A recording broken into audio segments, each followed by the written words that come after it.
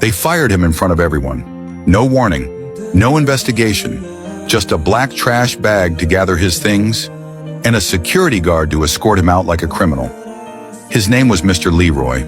He'd been the night janitor at our office building for 17 years. Didn't say much, always humming. He swept the halls like it was holy work.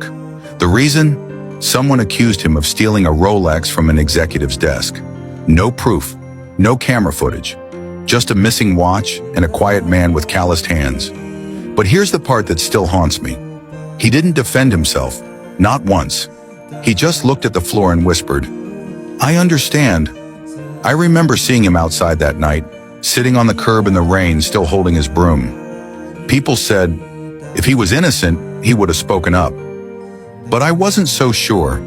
See, what they didn't know was, Mr. Leroy once cleaned my mother's shoes.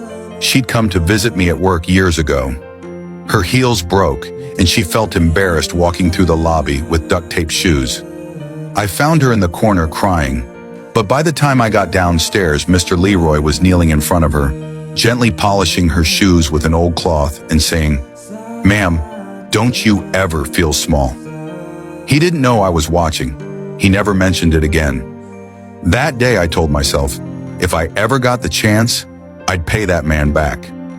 2 years passed. I left that company, started my own.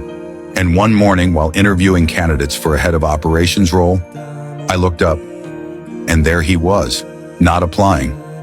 Just cleaning the hallway of the hotel where we were hosting interviews. Same broom, same quiet hum. I walked out and said, "Mr. Leroy?" He looked up, hesitant, a little older now. Didn't recognize me at first.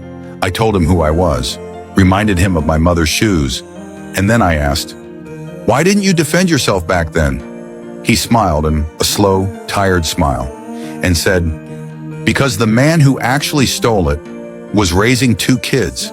I figured I could survive losing a job, not sure he could survive losing his family." I stood there stunned. This man didn't just take the fall. He sacrificed everything to protect someone who would never thank him. Loyalty to the wrongdoer. Kindness, even when it cost him everything. Right then, I told him the truth. I own this company now, and I'm not offering you a cleaning job. I hired him as head of operations that day, not because of his resume, but because character is worth more than credentials. And let me tell you something. The man who once swept our floors now signs our paychecks.